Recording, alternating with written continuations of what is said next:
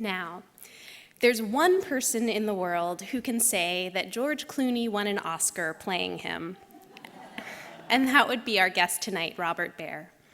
Syriana was adapted from his best-selling memoirs, See No Evil and Sleeping with the Devil. Bob is one of the most accomplished CIA operatives in the agency's history. He has won the Career Intelligence Medal and speaks 8 languages.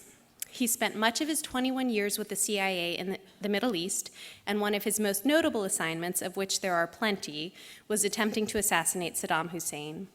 He is currently National Security Affairs Analyst for CNN and one of the world's foremost authorities on the Middle East. He takes us on a wild adventure through the history of assassination in his latest book, The Perfect Kill.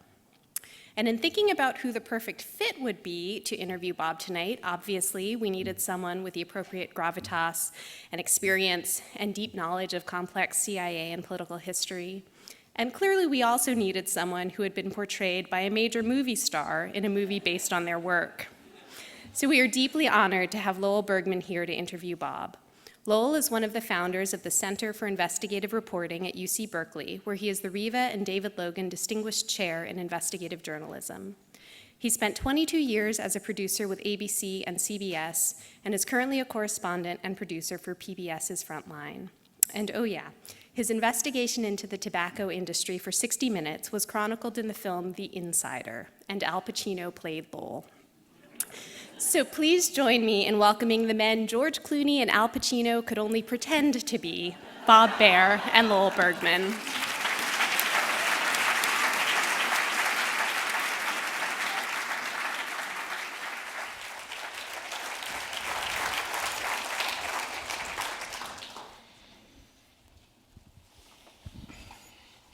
Well, good evening.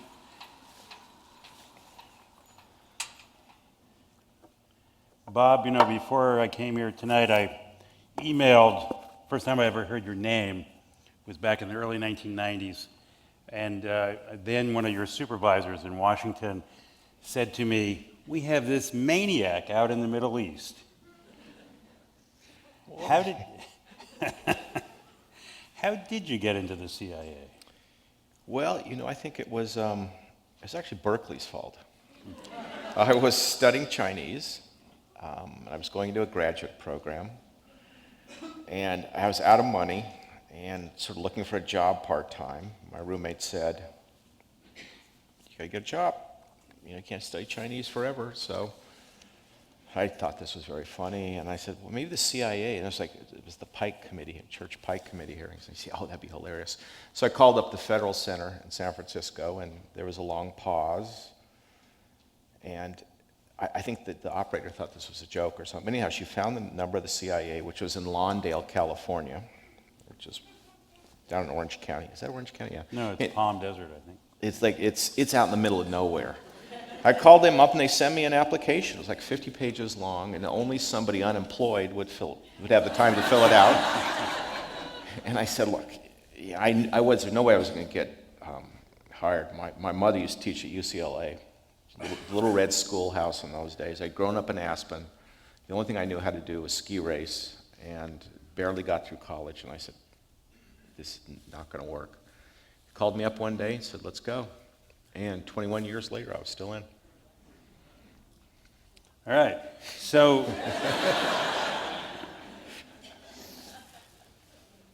and just to make sure that everybody understands, you say "let's go," you were a CIA officer, right? Yeah, I was what was called a case officer. And when I applied for the job here, they described it to me what an analyst does. He actually, she or he works for the CIA. It's on their resume. They have cards for it. Everybody knows they go to academic conferences, and they go to school and things like that. And I told the guy in this interview, that's what I want. He says, "Well, without an MA, you can't have that. But we've got this other job where people go overseas and they drive around at night, pick up agents, and they debrief them, and they steal secrets, and they carry guns and things like that." Seriously, I didn't even watch James Bond films. And I didn't own a gun either. And I said, "Yeah, I'll take it. Sure, if that's fine." I'll do bungee jumping. If you say it's a year from now, I say, "Yeah, let's go." But when it comes time to go, so anyhow.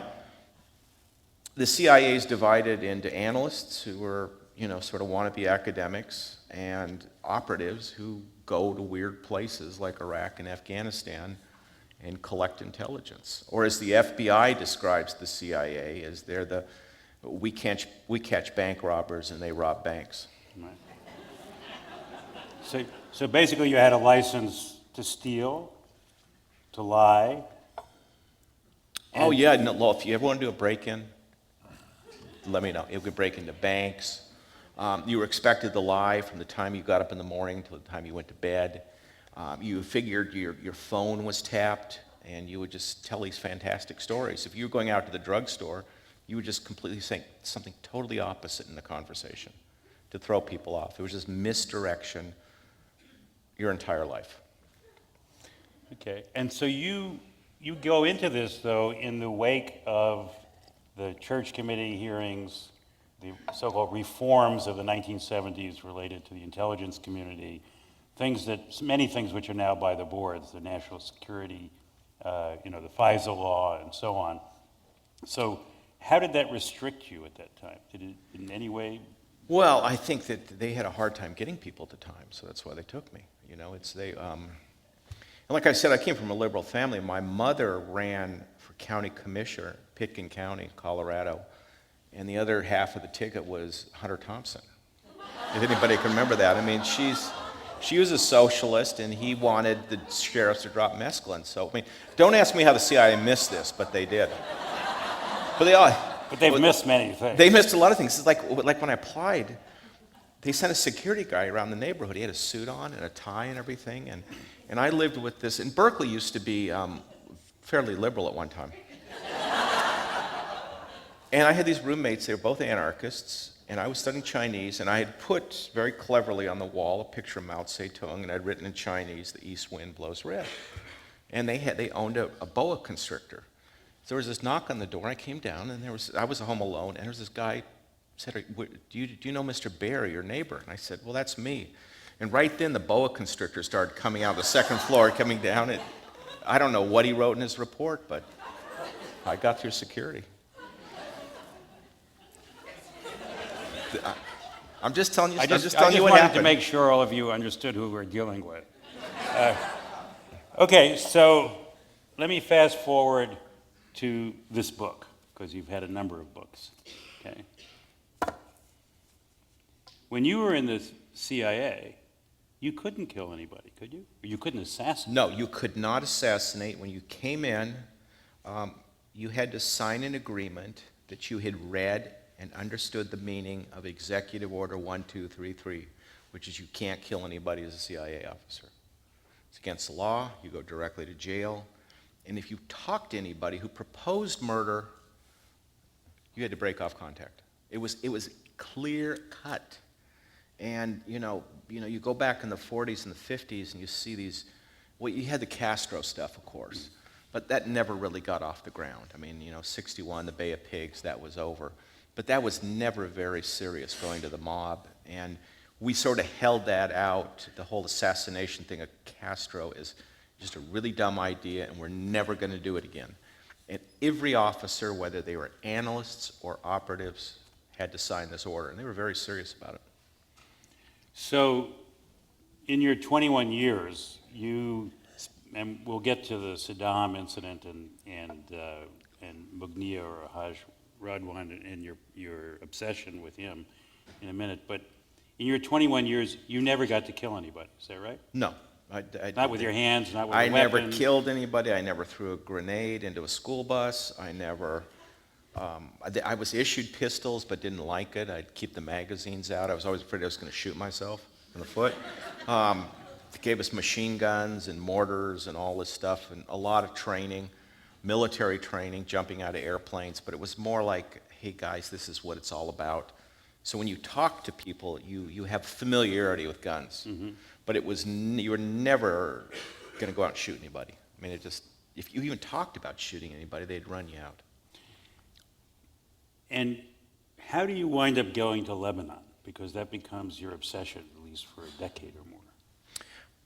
I studied Arabic, and I worked in a consulate studied Arabic for 2 years, and I worked in a consulate in the Middle East interviewing people for visas, which solidified Arabic, needless to say. So after 4 years in this assignment, Lebanon at that point had gone to hell in the sense that our chief of station had been kidnapped, the embassy had been blown up in April '83, the Marines in October, second embassy in '84, and they had a list of people who spoke Arabic and would go to Beirut, and that was me. I mean, in fact, just me. I was walking down the hall. I was in Africa division at the time. Don't ask me why I got thrown out of the Near East division, but I did. So I was walking down, and they said, "Don't you speak Arabic?" "Yeah, do you want to go to Beirut?" I said, "Yeah, let's go." And so it was like another prank, like joining the CIA. I'll tell you, when you win, it got your attention because you took a helicopter from Cyprus. It was a Black Hawk, and there were 2 of them. They'd come out, and the whole idea of commuting in a helicopter was all a bit strange. But when it got to Beirut, the helicopter dropped down about 10 to 15 feet off the ocean floor. So he was spraying, and the guys, get their 50 caliber machine guns in the doors, put their flak vests on. CIAs didn't get flak vests, and they come in, and they're going right into shore, and this thing turns on its side. These guys were from Delta Force, the pilots. Flipped over hills and landed, and they said, "You got, 10 seconds to get out of the helicopter and all your stuff, otherwise I'm going to push you out." And then you were there in Beirut. And the place was burning, and there was shelling going everywhere. It was like apocalypse now. And so, what do you discover? You're supposed to be hunting who did the embassy, right? I was sent there mainly to look for the hostages because they had completely disappeared. This is Bill Buckley, AP reporter, and we go right to Ware, a guy from AUB, American University of Beirut. They had disappeared, and at that point, Bill Buckley was the chief of station, yeah. The top CIA officer, not only in Beirut. And I mean, when he completely disappeared. He was hit over the head at his apartment coming out, thrown in the back of a car, disappeared in the southern suburbs, and we completely lost trace of him. You also had the question of the embassy in April '83, which was blown up by a GMC pickup truck that managed to get in underneath the portico and exploded. And it was the first suicide bombing against the United States, which was a huge mystery to us at the time. It mystified that the FBI, the guys who had made the explosives, actually wrapped them around the firing device, so there was no signature on the bomb, which was a huge. There are always signatures on bombs. There was none on that. The truck had been stolen. The suicide bomber we couldn't identify.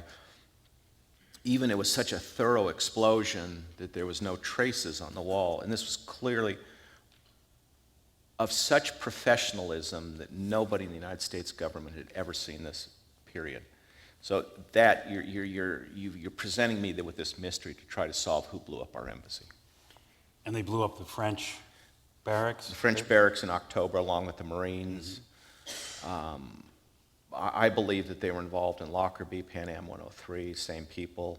They were clearly at a level way beyond bin Laden or ISIS in terms of communications. They didn't have any communications.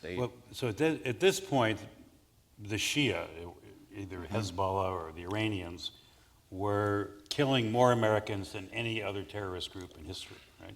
Barring none. 71, 61 at the Marine barracks. Mm-hmm. If you don't remember this, they took a step van and they drove it right through the guards and up the steps and into the barracks. It caused Reagan to pull out of Lebanon, the biggest loss of Marines since World War II in a single day. I mean, until this day, I've never seen professionalism like this in a group. And you were our secret weapon on the ground? I was it. The failed ski racer from Aspen, Colorado, is gonna solve this. Yeah. So what did you do?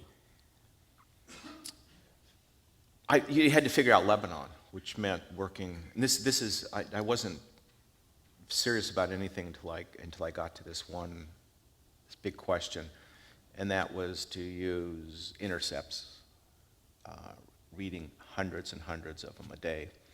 Because in Lebanon, with the phones gone, they were using low power communications, and it's sort of a basin in Beirut, and you can pick these up. You have a site, And it was very complicated. They would write this stuff out, and it was just simply, we called them matrices at the time. Today they call them algorithms, and it's all done by computers. But at the time, I had stacks of in my office of these intercepts. And in the process, you started to zero in on basically the perfect killer, the man behind Yeah. all this. His name is Imad Mughniyeh. He's Lebanese, born 62. He had trained with Fatah. He had gone to the battlefront when he was about 15. Took a year off to study business affairs for AUB. Don't ask me why. And then in 1982, he was recruited by Iran, by the Islamic Revolutionary Guard Corps, and put on the front line and assigned to start killing Americans. He was, remember the explosions in Argentina? I think he was clearly involved in that. That's not till 90. Yeah, this is a continuous shedding American blood for 20 years. This is the Israeli embassy and the Jewish community Yeah, center. in Buenos Argentina, Aires. and he set off bombs in Paris in '85. Remember those? The department stores. He set one off in London. There was nobody like him. Period. I mean, in terms of simple capabilities of his ability to disappear and stay off telephones and talk about misdirection. The guy he was simply brilliant at what he did. So he's the guy, in a sense, he's your white whale in this book. He's the guy you're hunting. Oh, he's absolutely the white whale, yeah. This is the guy that I wanted bad, and don't ask me when that switch flipped. Now, what we had on the guy was a sealed arrest warrant, and it was from the Department of Justice, and if we ever got in the position to arrest him, we were supposed to notify the marshals and the FBI and the rest of it, and go through a whole procedure. I mean, a guy like this is obviously not going to be arrested by the marshals or the FBI, and they're not going to come to Beirut, and the Lebanese police aren't going to arrest him. I mean, he had his own passport files stolen from the police, all of his records. He had all of his records that he'd ever gone out of Beirut airport erased from the hard drives and the physical records. So at that point, I sat down with the ambassador, John Kelly, the chief of station, and a guy named Chuck McKee and a couple other people, and said, look, we could get close to this guy, but he's going to resist, and he's going to probably die. And the ambassador said, well, that's a hypothetical. I don't deal with hypotheticals. When you get to that point to arrest him. But for me, that was open season on the guy. Hypotheticals. Hypothetically, there was no longer an executive order 1233. Well, when we get to Iraq, I mean, if somebody's resisting arrest, and this is how bin Laden was killed.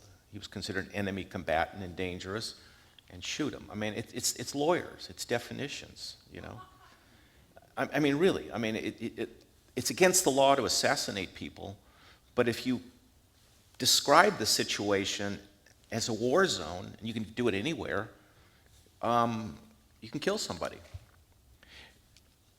If I could just have a small footnote here, I had a conversation with a SEAL from SEAL Team 6, and he's out. And I was living in Berkeley at the time, and I said, tell me about your authorities.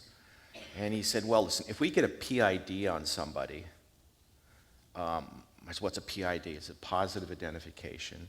We can go in them unless there's total submission, and that's like you're on the ground without your clothes off, everything, and you have no threat to anybody at all. They can't shoot you, but short of that, they can shoot you. And I said, look, I'm living in Berkeley at the time, and I said, if I'm in Berkeley and you get a PID, can SEAL Team 6 come through the windows and kill me? Yep, including on U.S. soil. Now, of course, the context for that is if the United States lost control of part of the country in some conflict. Mm-hmm. But if you take that idea as well, as much as I understand it, and I didn't go to law school, you can apply it to Yemen. Al-Awlaki, the American imam that was killed, bin Laden, SEAL Team 6 is very capable, could have clearly grabbed that guy alive. But in your book, the way that you describe Mughniyeh, or Radwan, right? Radwan, yeah. You describe him as being focused. He knows his enemy. He knows what he's going to accomplish in this particular action that he's going to do. He has a political objective of some kind that's limited. He doesn't waste energy. He doesn't waste time. He has a follow-up operation. I mean, it's almost a love poem to him in the sense of seeing an expert do what he does. But you say exactly the opposite about what we're doing. I mean, Well, I mean, I'm a contrarian, and I don't like American foreign policy. I think we assassinated bin Laden in 2011, and we have something a lot worse in ISIS and al-Baghdadi, because we will not acknowledge that we are dealing with an insurgency, a Sunni insurgency, and assassination isn't going to do you any good at all. I mean, we've taken political murder to the Middle East, hoping it's a detour around war, or at least shorten war, but it's not what we've got, because in Iraq we are going into what I think is going to be a 100 years war. I mean, I just, you know, I don't see any sense in playing the Air Force to Iran in Iraq, and that's what we're doing. They are selecting the targets, and we are hitting them with the Air Force and drones. It's just not going to work. But if you take Lebanese context, in 1999, Haj Radwan was trying to force the Israelis out of Lebanon to leave, and they had a security. And what he did was, in a very technically brilliant operation, hit the Israeli commander with a shape charge. He was traveling at high speed and hit him directly in the door, and the Israelis pulled out in less than a year, saying, this enemy is too capable, we are better off pulling our forces back, defending Israel proper rather than staying in Lebanon. The security zone, which Mughniyeh was hitting them hard, it's too expensive, and we'll simply hit them with mass force, which they did in 2006, which worked. So what he did, because assassination, the purpose is to preserve force and avoid war. But if you're assassinating people and it's getting you deeper into war, you're going against the whole intent of it. And this is the argument I make. We simply cannot project American power around the world using political murder. If we were confined to a space like Lebanon, where there's only 4 million people, and when Mughniyeh, Haj Radwan, killed people, it was with a very specific purpose, and his intelligence was perfect. He was listening to phones and the rest of it. But then I go in farther into the story, because I worked for the United Nations on an assassination investigation, and that was the prime minister who was killed in 2005. And Mughniyeh did kill him with a car bomb, and 20 other people. He had gone from taking this as a tactic to avoid war to a sectarian conflict, and killed a man who was a symbolic head of the Sunni in Lebanon. And it's only got them more violence, and it'll get them more. So he broke all his rules. He started to break them. He did very well for about 20 years. And he made other mistakes too, like he remarried and moved to Damascus and started using a cell phone and kept a certain house. He lived in a certain house. And he then set himself up as a target, and he was assassinated in 2008. but are you saying that for 20 years, or until he was assassinated in 2008, and we'll get to the assassination in a minute, he managed to avoid the NSA, the CIA, all of our military intelligence people, SEAL Team 6? And Mossad. And Mossad. Mossad dearly wanted to kill him.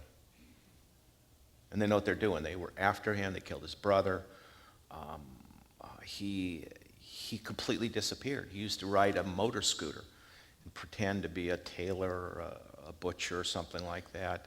Completely, he was unknown even in Hezbollah, which nominally he was under that umbrella. He was unknown. People didn't know who he was. Maybe 3 or 4 people did. No defectors, nobody that could be turned? Never had a defector from Mughniyeh's side. We had one from other hostage takers. We've had him from the Iranians, but never in his group was there anybody came out that betrayed him. No. And how do you account for that? I mean, You were, in your book, you say you were worried at one point that you were going to get hit by him. Oh, I think definitely they were looking at us. I mean, the problem is I grew up middle class and I didn't grow up in a war zone.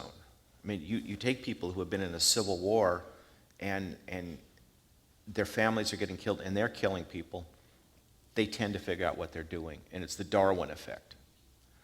I mean, when I talk about, you know, the admiration is for his skill, but I certainly wouldn't trade my life for his, growing up in the southern suburbs of Beirut, and, you know, as a teenager, leaving school with a Kalashnikov and going shooting at the other side. I mean, this part of the world that's falling off,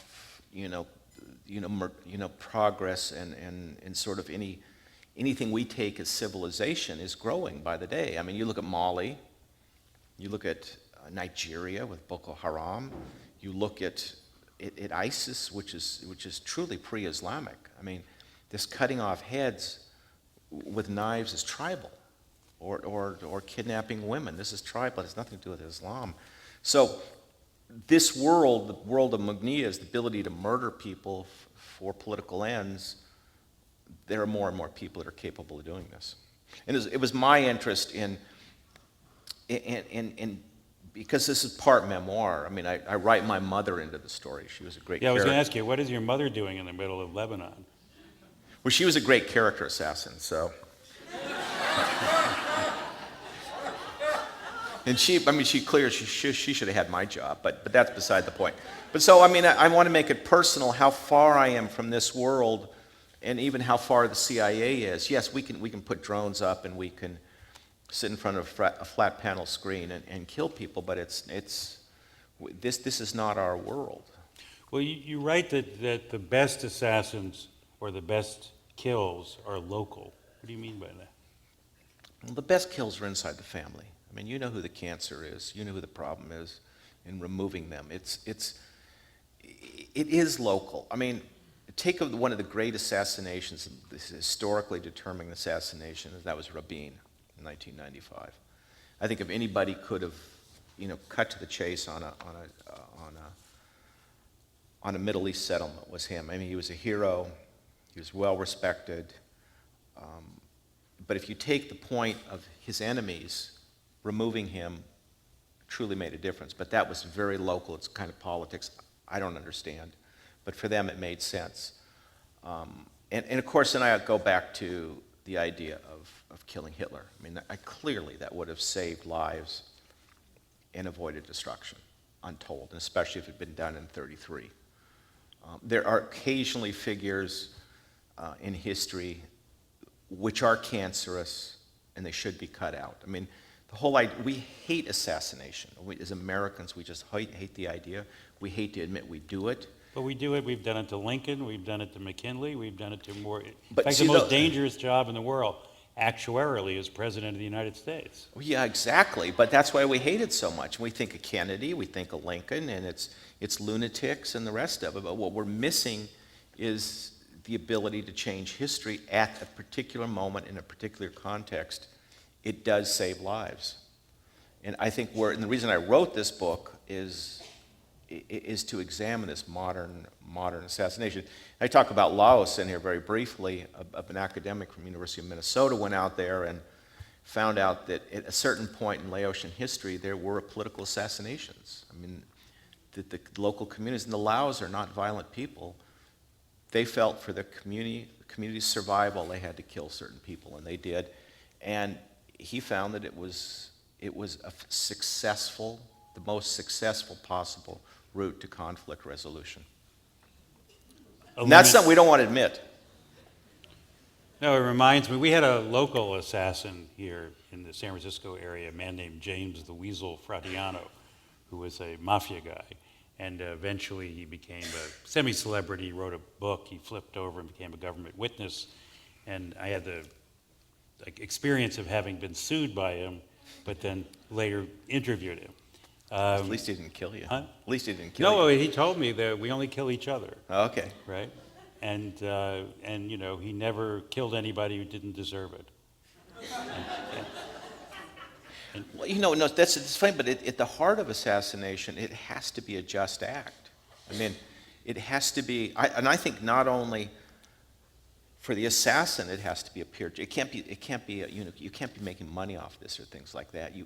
It has to be an act of justice, and even the victim side has got to look at it, saying, "Yeah, and we know why you did it. The guy was really bad." To preserve the community or the organization and discipline. You know, and once I got deeper into this, I started talking to crazier and crazier people, and some of them were biologists, and they said, well, you know, in cell biology, there's a thing, and correct me if I'm wrong, it's apoptosis, where the cells will kill another cell that's cancerous. And so Mughniyeh or Haj Radwan escaped you. Is the reason you wrote this book to detail all of your nightmares about him and try to figure it out? Well, Lowell, it's engagement. I mean, I think me and my team are the first Americans that have ever brought up and been in charge of assassination of a world leader by the Department of Justice and the FBI. So for me, which I'm actually in the middle of something, I start to understand it. I can get engaged. I can think about it. And say this again? Well, I was in Iraq in 1995, and we had an with Ahmed Chalabi. Yeah, with Ahmed Chalabi, but he wasn't part of it. And the general came to me and said, listen, I represent 5 officers in Baghdad, general officers, and we would like to get rid of Saddam, lift the sanctions.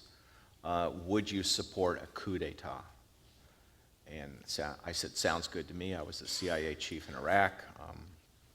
Sat down, wrote it up, sent it back on a tax set, which is classified, and it didn't get an answer. And eventually they came to me and said, well, Saddam is going to go to his palace at Auja, and we've suborned 12 tanks, and we've got the tank shells for him, and what we're going to do is, once you get in the palaces, we're going to ask him to step down, or we're going to kill him with the tanks. And I said, well, you know, is a tank's main gun an assassination weapon? I obviously didn't know that, so I sent a message back to Washington saying, you know, this is their plan. Are we okay? Are we in good ground? You know, I never got an answer. This action went forward. It was unstoppable at that point. And some of the militias I was working with overran 3 Iraqi divisions, and it was quite messy, the whole engagement. And then I got a message from Washington saying, if you have a criminal lawyer, don't talk to him. Come right home. Trust us on this. There's been a problem. So we come back, badged by the FBI. Have you ever had your office yellow taped by the FBI? It's interesting. And they said, we're hauling you in for the attempted murder of Saddam Hussein. Eventually got through this investigation. But, I mean, even though we never actually pulled the trigger on Saddam, it gave me an insight in the way, the thinking, the lawyers, what it's like in the field, how hard it is to target somebody like Saddam, just as it would be al-Baghdadi today, somebody on the move, no communications, you don't have eyes on, and the rest of it. So this is an examination of assassination, and it's sort of it's a funny title, but the perfect kill is nearly impossible. It's a black swan event. But what you do talk about is the use of indiscriminate violence, whether it's drones or cruise missiles or by the U.S., as a tactic that's only going to backfire, that isn't going to succeed in the end. Well, absolutely. I mean, Lowell, we're doing what's called signature strikes. And that you have a drone flying above, and they see a couple guys with Kalashnikovs, you know, doing exercises in a field, and somebody back in Washington says, well, you know, they're near this village, this doesn't look right to us, we haven't had a drone strike in a month, let's drop one. You know, it's the mountains of Yemen or Pakistan. And you look at some years, we'll have 750 drone strikes, and not a single name will ever appear of who we know it is. I mean, it's amazing. Or in cars, and we've overused it. the whole point of political murder is to make it very precise. I mean, you really scare the enemy when you get to the one guy who's causing you a problem rather than, somebody who appears to be legal. I noticed a difference. In November of 2002, I was doing a story about the Lackawanna Six. I don't know if you remember, the so-called sleeper cell in Lackawanna, New York. And they were recruited by a guy named Kamal Derwish, who had lived in Saudi Arabia for a long time, but was an American citizen. And in November of 2002, a drone fired a missile at a vehicle in Yemen and blew the car up, and he was in the car. He was the first American citizen killed in the counterterrorism war. Yeah. And at that time, the U.S. government backed off of the whole thing. Oh, he was collateral damage. We didn't mean to do it. He was in the wrong car at the wrong time.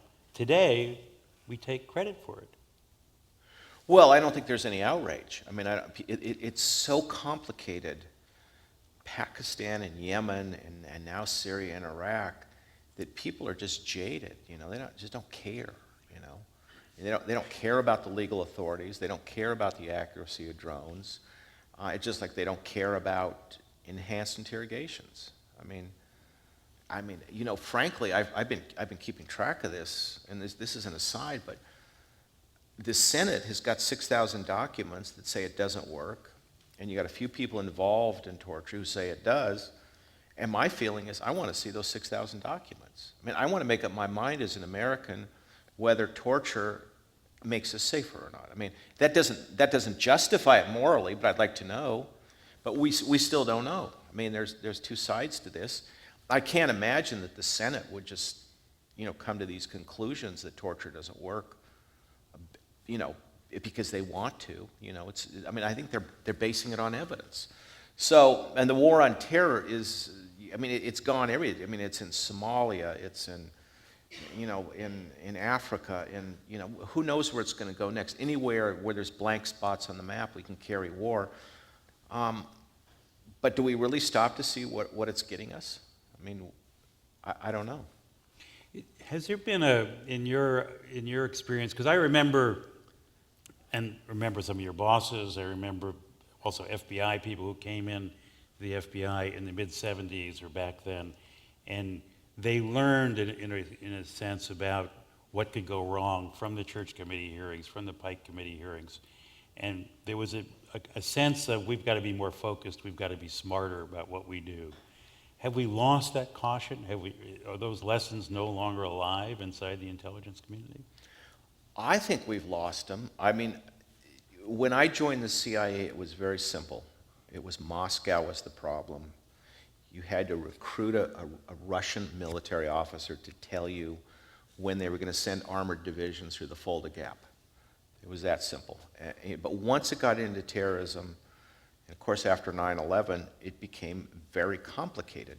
But for me, what was more complicated, or that's made things a lot worse, is that we're in the Middle East has gotten so dangerous that everybody's sort of locked up in a bubble in a hotel in Kabul or the Green Zone, and we're looking at the world through drones, and I'm not sure you can understand it just looking at drones. So what happened to the CIA after I left was it became a killing machine, and that's what people do, and now they're doing it in Syria and Iraq.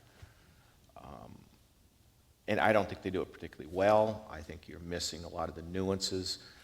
The whole attack on Mosul, on ISIS in June, was apparently missed.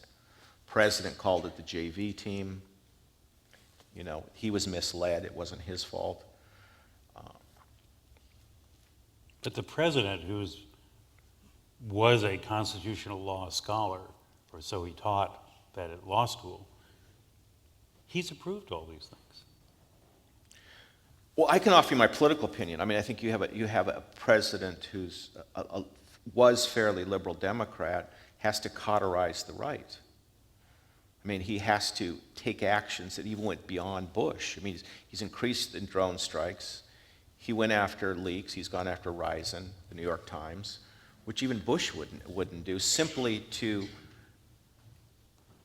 send the message that I don't play around with national security. And And I think this is what a lot of the drone strikes are, is simply his trying to be strong without sending American troops back to the Middle East. So it's a bloodless way of saying you're a tough guy. Americans don't care. Do you rarely see anything on, people going in and taking pictures of where drones hit or keeping track of this? I'm not talking about, I'm talking about between San Francisco and New York, there's a big part of the United States that just assumes that we got to be doing this. They don't look very, very deep into that. I want to get back to the notion of assassination. It seems to me assassination has been part of American history. Yeah, but you're looking at the psychopaths. You're looking at Kennedy. You're looking at John Wilkes Booth. John Wilkes Booth. Clearly assassinating Lincoln at that time wasn't going to do the South any good. It was an act of revenge.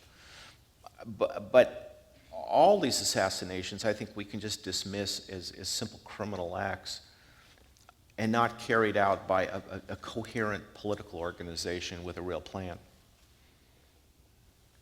And so our assassinations have no plan, but our enemy is focused? Is that the lesson you're telling us? Yeah. Let's go back to Hajj Radwan.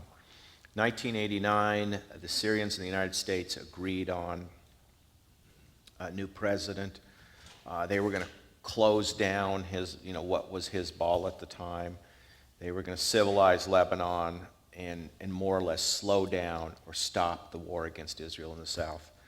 And Mughniyeh, it was 17 days after the president was nominated, set up an operation where he put explosives in a shape charge in a closed-down candy store, and the president's convoy was going by and hit it, killed the president, cut his car in half. The Lebanese president cut his car in half. That was the end of any talk about closing Hezbollah down or any talk of restoring the Lebanese state. Mughniyeh did not have a grievance against that president, but they felt that in their interests, we're talking about their interests, not ours, felt that they had to get rid of this man because he was a danger to what they were doing, and that was the Islamic resistance in the south. He did have a plan, and they followed this plan consistently. And once they had committed violence, they didn't go on to commit more symbolic violence. And they avoided things like car bombs, which in Lebanon, as you know, everybody was using them.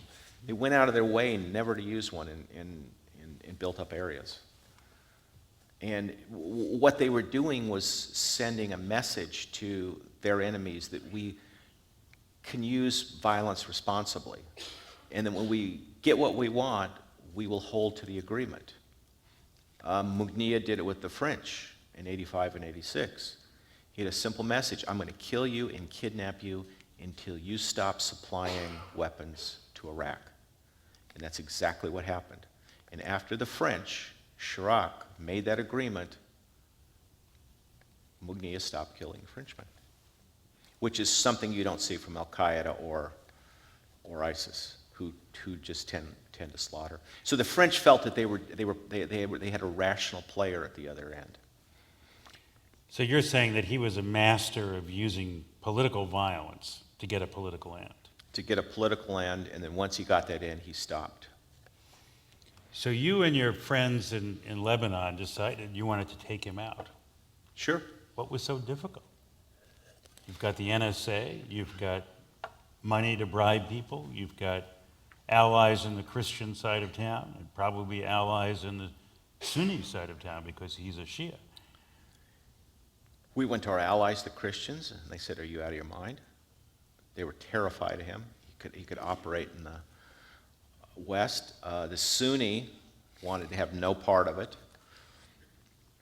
He stayed off any sort of communications, moved from night to night. He completely disappeared into the southern suburbs, which he could do. That was what we called a denied area. And we used to send cars through it. I remember the area. There was there was off the grid completely, but it had its own grid up in the air of electrical wires and Iranian generators on corners painted with the Iranian flag on it. And nobody would go down. Nobody would. The army, the Syrians were scared. I mean, when Ghazi Khanun, the intel chief, the Syrians, I mean, he was a fairly powerful guy in Lebanon, refused to set foot in the suburbs, the southern suburbs, and they were scared of him. I mean, but that's the whole point of the book, is that, you know, we were not qualified to do this, and he was qualified to come after us. If he'd paid me any attention at all, he could have easily found me and got rid of me. But he probably didn't think it was worth the bullet. Your name wasn't written on one of his bullets. No, my name was not on one of his bullets. We weren't a threat. He had closed the Americans down, got rid of the Marines, closed the embassy down. It was a bubble. The Central Intelligence Agency was not a threat to him. Well, he killed everybody who was an expert in the area. Yeah, he killed Buckley in the and embassy. Yeah, Buckley, and the embassy. He blew up the embassy and killed 6 CIA people. But I mean, it was. He in the embassy bombing, I think, was going after Phil Habib, was the ambassador then, because Phil Habib was trying to make a peace between Israel and Lebanon, and he opposed that clearly, just like he killed the president. It's But again, let's go back. It was a very small area with very narrow grievances, and everybody knew who everybody was, and it wasn't some grand strategy. When he did move to bigger targets, and he was involved in Khobar barracks in Saudi Arabia in 1996, which is a bomb that went off near the barracks and killed 24 American soldiers, it was a wasted gesture. He also tried to kill the Emir of Kuwait with his brother-in-law, and that failed. So he looked at this ability to project political violence a long way away, and it doesn't really work. And he withdrew and came back. He would continually learn about what worked and what didn't. And so I don't want to give away the end of your book, but what's the lesson of all of this? I mean, that he could do this and survive until he was apparently assassinated in 2008, right? That he could survive so long. Which is absolute, utter discipline. I mean, we have found the same thing with our special operators, the Delta Force and the SEALs. I mean, when they first went into Afghanistan, you had the Luttrell book, you know, Mm-hmm. where the helicopter went down, it lost a bunch of guys. Our special operators learned how to fight wars, and they're very good at what they do. They change tactics, for instance, in Iraq, where they come into a house. It used to be called I'll give you a technical term, a dynamic entry, and that was hostage rescue. And then they got ambushed one time, and they said, well, we're going to do combat entry. And that's basically shoot anybody who moves in the house, because we learned how to fight wars. And, you know, they still haven't, you know, gotten to his ability to do this. Well, they did in a sense when he went down in 2008, but I won't talk about that now. So, you know, I'm not, you know, getting to the morality of it. I don't touch morality, and I'm looking at human nature. I'm looking at a bunch of assassinations, and explain why they worked or they didn't work.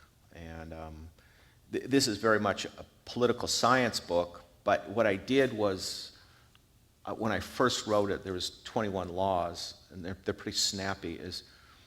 I didn't want to write an anthology. It'd be fairly boring. So I wrote through this narrative of trying and failing to kill Mughniyeh. And then I had to throw some stories about my mother in, which is like lightens it up. I don't know if it lightens it up or. Well, I or like did you it- being does she embarrassed scare and you? leaving the restaurant. Yeah. But it's 21 lessons for something that you say in the end you don't believe it. It's 21 conditions that you have to meet before you can hope to carry off a successful political murder. But if you read each one carefully, they get harder and harder and harder. Like, don't ever miss. And, you know, it sounds funny, don't miss, but, you know, when they tried to kill Henry V and they failed, he just became a stronger king. It was considered some sort of divine ordinance that he was that he was chosen, and he became a stronger, he invaded France and took Normandy and Calais and the rest of it. Same way, you just simply can't afford, and I get into the IRA attempt at Margaret Thatcher, when they put a lot of explosives in a room, and there was no chance of ever killing her, because it was so far away. And the IRA at the end of it, I don't think it got anything out of it. I mean, if things would have been different if they had killed the British Prime Minister. But the ones that work, you call it terror if you like, but a capable assassin is clearly more, something you got to worry about, and you better change your behavior as opposed to a bumbling assassin. I mean, that's an obvious rule. Not leaving your fingerprints on an assassination is also scary. I mean, like blowing up the embassy in April 1983. It certainly scared the FBI and the CIA when they saw this complete explosion, destroyed the firing device. I mean, we knew what we were up against, and as opposed to bin Laden, who goes on TV and was locked up in a house in Abbottabad. Al-Qaeda doesn't really exist now. It's not a formidable organization. It's turned into something worse, but he clearly wasn't as capable as Mughniyeh. But you say it's not a formidable organization, but the Pentagon would tell you that's because our drones have taken their leadership out in the Northwest Territories, and we've tracked them down. Look, Al-Qaeda was a pickup operation, and I'm just reflecting what people tell me that have followed this from the beginning inside the government. Atta, Hamburg, puts this together, gets some money, a little bit of money from bin Laden, Al-Qaeda, shows up and says, hey, we're going to do this. And he says, yeah, fine, go do it. They got very lucky, as the Pentagon told me over and over again, that our paradigm changed on 9/11 with Flight 93. That no, you can't give up the cockpit because there are people willing to kill themselves. So in a sense, we had made a major, the passengers had on Flight 93 once they heard about the World Trade Center. So that changed. And I don't think you can look at ISIS as an existential threat. I mean, it terrifies me that they're going to set off an explosion in this country and kill a bunch of people. It won't only be a tragedy, but it will be an incentive to go into more wars in the Middle East, which we ultimately can't win.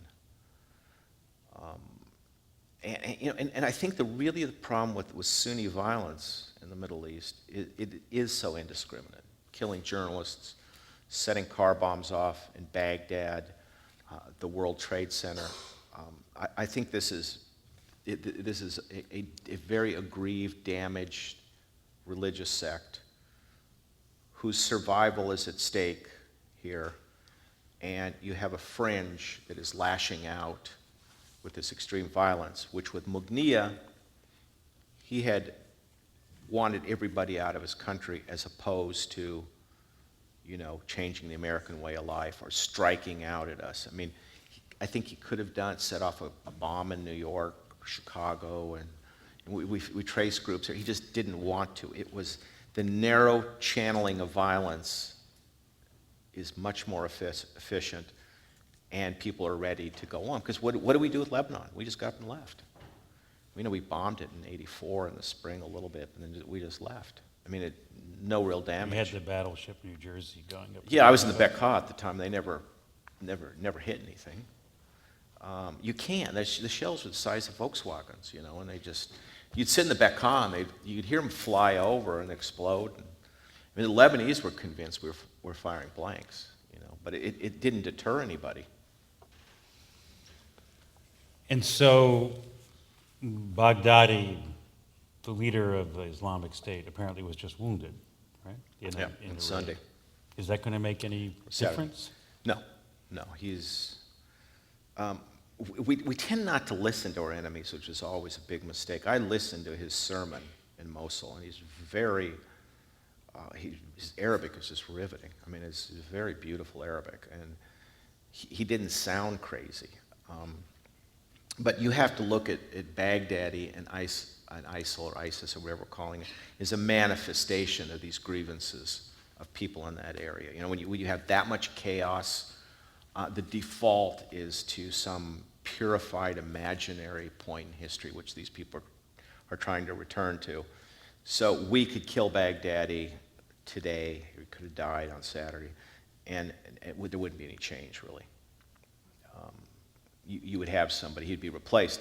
And the British chief of staff even said this. He went on TV on Sunday morning and said, hey guys, we can get rid of him, it's not going to do us any good.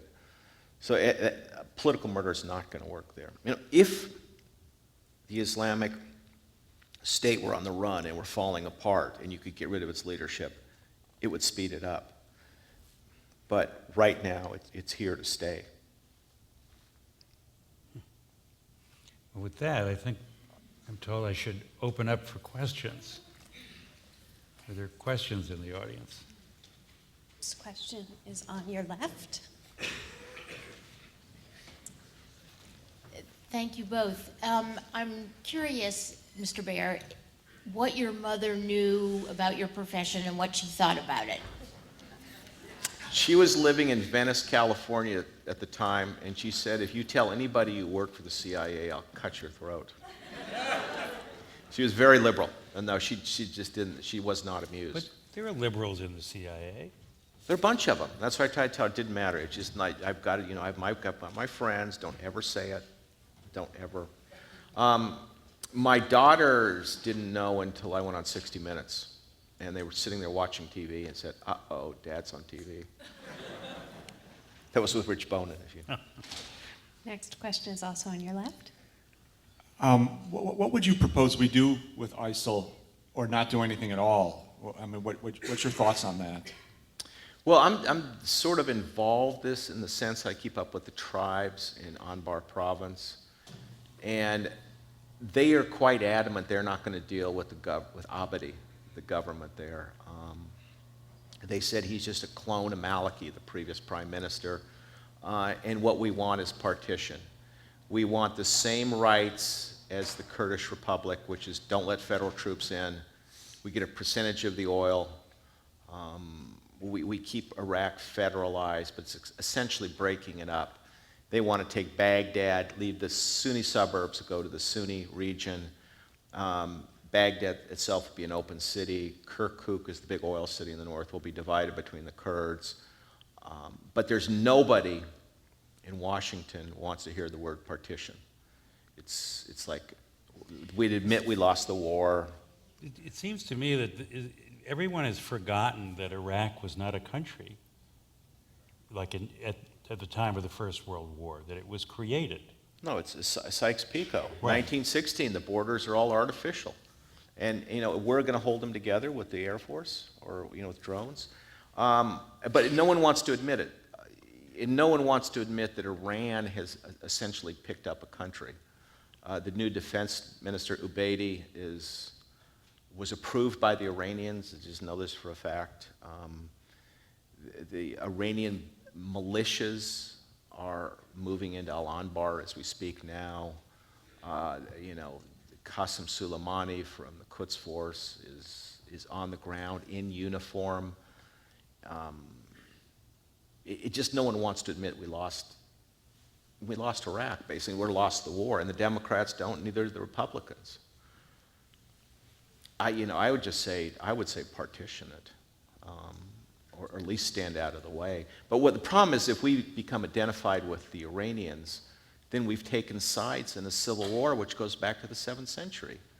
And frankly, I've spent a lot of time in the Middle East, and it's very hard for me to tell the difference between a Shia and a Sunni. I mean, they all look alike, and you think, well, if your name's Ali, you've got to be a Shia. Well, it's not true, because there's a lot of Sunnis named Ali. So the deeper you get into it, the more confusing. And, you ask people, is it really worth, killing yourself over these small doctrinal changes? And apparently it is.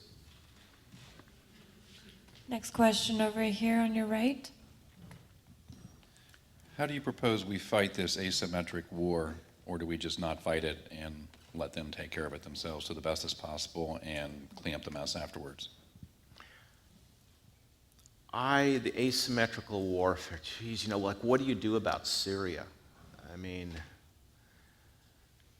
the fact is it's not so asymmetrical anymore in the sense that there's a country, there's a Sunni Islamic caliphate, or whatever you want to call it, that goes from Aleppo to Mosul. I would do it covertly. I would go back to the partition. I would start sending arms to the Sunnis who disagree with this. But at the end of the day, what's going to destroy jihad is other Muslims. They're going to look, it's unsustainable. The Islamic Republic cannot govern indefinitely. It's too violent, it's too irrational, there's too many foreigners from North Africa and Africa and even the West, that these movements have grown up in Islam before, and you see the community turn on them. And it's really an internal problem, which will probably have to be solved internally. And I think at the end of the day, if we're using bombing, we're just going to postpone that. Is there any way to get a hold of it as long as the Saudis are there in the form that they are? Well, I mean, we're talking about a coalition with the Saudis, but they're just dumping money Right. into ISIS. And they're saying, well, you guys have given Iraq to the Iranians, so what else are we going to do? And we say, well, you can't do that. So and the Qataris are dumping money in, and so are the Turks. They all are. So they're fighting these proxy wars. So we're fighting everybody. I mean, we don't want to ally with Iran. That's the last thing this president wants to do, is to have anything to do with that. But he's been forced, and we've been forced into that corner. And the farther we go, more we support Iran, the more the Saudis are going to send money, and there's no way to stop it. I mean, and they're not exactly rational either. I'm not their best friend. I wrote a book about Saudi Arabia, Sleeping with the Devil, and if you ever go to Riyadh and you carry it in your hand, I guarantee you'll be arrested at the airport. So, there are no good guys in this conflict. We have another question in the front.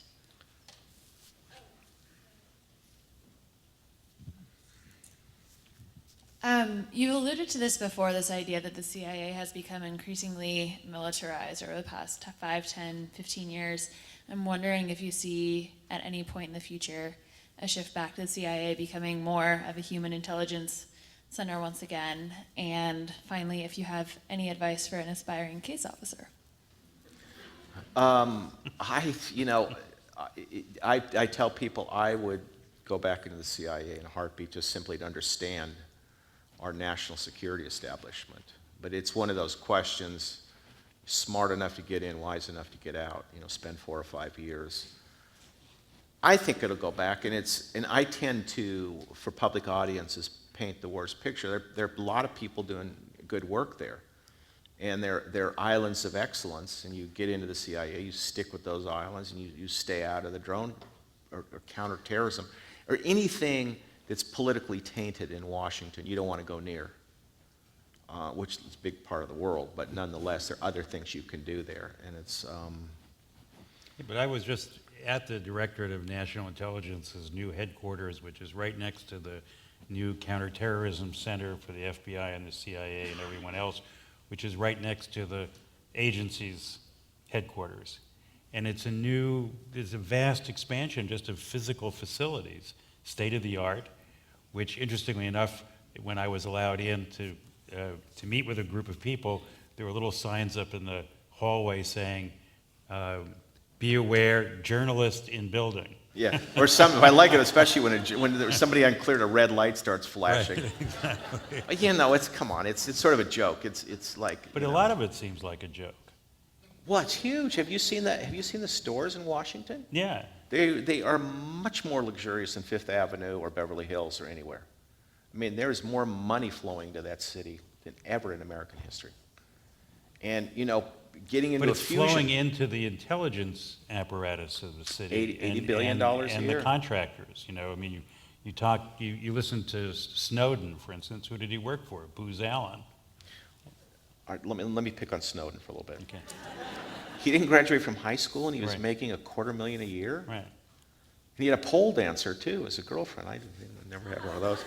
But, it's amazing that you can go work for Booz Allen and make $250,000 because you can quadruple that, and Booz Allen was getting $1 million for that contract. Right. So, And that's where all the counterterrorism people go. They go to Booz Allen, they Yeah. retire, they go there. and he had been fired from the CIA. He was doing white hacks in Geneva, apparently, where he was saying, look, I'm going to show you how your system's broken, which you can't do that in CIA computers. And so, but rather than tell the National Security Agency what he had done, because they wanted to get rid of him, they just let them hire him. I mean, I know, Snowden has done some good throwing a light on this, but on the other hand, when you're in the government, you don't get to decide what you're going to expose. I mean, when I write my books, even today, I send them to the CIA, and they have dumb comments, and some are good, and they take out what's classified, they think is classified. And it's a process, but I mean, it's, I can't go out and to say, I'm going to tell you everything I know, expose assets, agents, or, codes, or the rest of it. You can't do that on an individual basis. That's what you're supposed to have Congress for, but if Congress isn't doing their job, that's another question. Next question on your left. So good segue. Early on, you talked about your security clearance, and you've just kind of touched upon that process again. So I work for an organization where I have the above top secret, where I have to go through the renewal for the security clearance every 5 years, and it's a very interesting process, as you know. So you had touched upon that there can be some conflict between your day-to-day work and the security clearance process. They're not totally aligned. So I was wondering if you wanted to comment on that a little bit more. Well, I think the problem with the system is top secret security clearances. The CIA, what it should be, in my humble view, is it should be sending people out abroad that really grasp local cultures and countries and the mentality of it. And to do that, you pretty much have to go native in a large sense. You can't lock yourself up in an embassy or in any facility and understand what's going on. Now, I understand why people with top secret security clearances that really know stuff, they don't want them, going to Lebanon and moving into the Bekaa Valley and learning Bekaa Arabic or whatever you do, or dealing with drug dealers or the rest of it. I mean, one of the greatest liberating things for me was leaving the CIA and just going and meeting people. I mean, it's like my vision completely opened, but once you're in that system, you don't want to have friends out there. You can't have journalist friends. You can't, anybody who's got a criminal record or in the mafia, you can't talk to them unless it's in a certain environment. So you by force of these security clearances, you really do limit yourself and limit your vision, which is not good for a CIA case officer, I don't think. And so what I would do, and this is oversimplistic, is simply bring people in where they go up to the secret level. They see certain stuff, but they can't really expose stuff, and they could still do their jobs. I mean, it's amazing. And by the way, journalists, that the secrets that leak out. I know more about the CIA today, about scandals and the rest of it, than when I was in, because the journalists, they're just people talking to journalists. I mean, I know people are transferred. These are undercover people. What they do, what they did in their last assignment, whether they had a fake case or not, or just like, it's like I never used to hear that stuff when I was in. So it's better to be out. Oh, it's much better. You just, show up and... Well, a senior counterintelligence person that I know, when he left the government, retired, but actually got hired back in a contract level, but he said to me, the people out here are a lot smarter than the people inside. Oh, it's true. I mean, well, you're just... It's an unfortunate system, and the KGB suffered the same thing. This inbreeding, and Washington is a bubble because people stay there, and a top secret security clearance, when you're in or when you leave, is a commodity, and there's a price on it. There's actually a market that what it's worth, and you can walk into a job. Oh, you got a TS clearance? Here, you can have this job, whether you're qualified or not. And people don't want to lose that, so they tend to stay in that area. Question down here in front. In one of your books, you spoke about the Iranians and patience.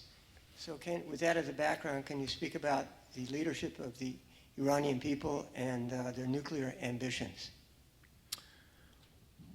Well, I have a lot of respect for the Iranians in the sense that